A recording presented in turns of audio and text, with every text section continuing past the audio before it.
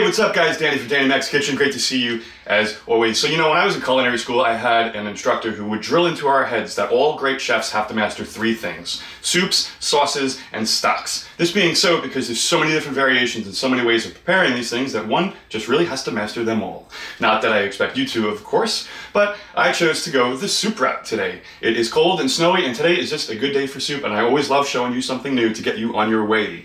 So today we're going to make a sexy wild mushroom soup, and I'm going to share with you some of my personal tips and tricks to make this recipe excellent and set it aside from all others. So let's get started. It's super easy to do.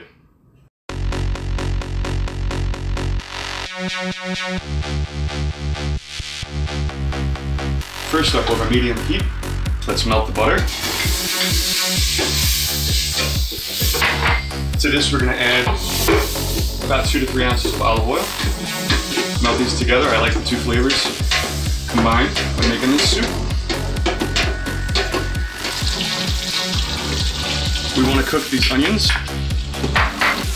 along with the garlic and the leeks for about 4 to 5 minutes. We want to get them nice and translucent. I love adding leeks to this kind of soup. Leeks just make me happy. 4 to 5 minutes should be perfect time for this. Let's add all these glorious mushrooms. I'm using 3 different types. Really, use whatever you can find in your local market. But try and mix it up, make it more interesting. We're gonna cook this for about 10 minutes. Really get all the liquids to come out of these mushrooms.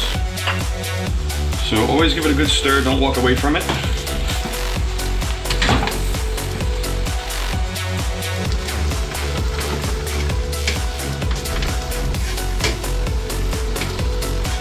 We're going to add flour now, essentially creating a roux. It's going to mix with the butter and the olive oil and the natural juices from the mushrooms. And this is going to thicken the soup. We're going to cook this flour in here for about a minute. You don't want to cook it any longer, because the longer you cook a roux, the less thickening power it has.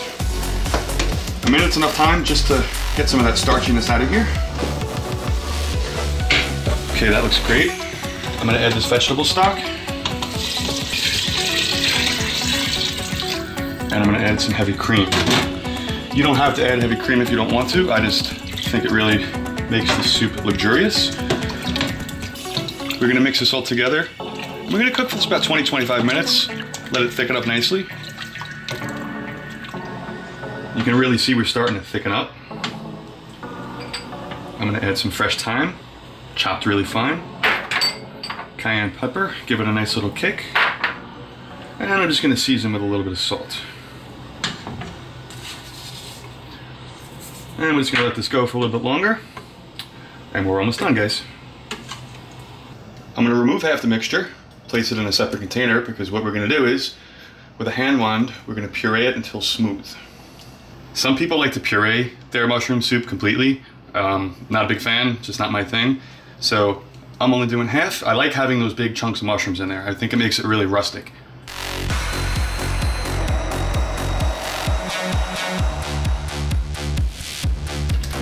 Return that pureed soup right back into the big pot, mix it up. By pureeing it, you're gonna get a really super mushroomy flavor, which is what I'm looking for.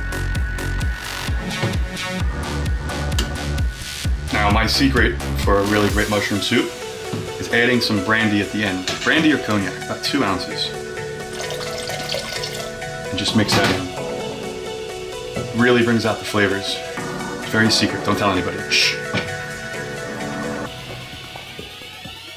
We're just moments away from plating up, but I have another tip and another secret for you. I like to take a little tiny bit of sesame oil, put it in the bowl, not a lot at all, and brush it all around that bowl. It's like a secret flavor that no one's gonna be able to pinpoint. They're gonna be like, what is that? Well, now you know. It's gonna add a nice little nuttiness. So let's do this, guys. Beautiful. Nice and thick. I hate when I get like a runny mushroom soup in a restaurant. It shouldn't be like that. And I love the chunks in here, rocking. And we're just gonna garnish this with some fresh pea sprouts, just like that. Enjoy, guys. So as you see, guys, it's little details that can make a recipe extraordinary. Doesn't have to be a lot, one thing, two things. It's always like a little secret thing I like to do in the background, and I love doing that because you know what? Everything else is boring if you don't. I hope you learned something today. Hope you enjoyed this recipe. Please share this with your friends and family because I know they're gonna love it just as much as you do. And give us a like on your Facebook. Give us a shout out if you would. Guys, I hope you enjoyed this recipe. It was great seeing you. Thanks for watching. Until next time, Danny from Danny Mac's Kitchen.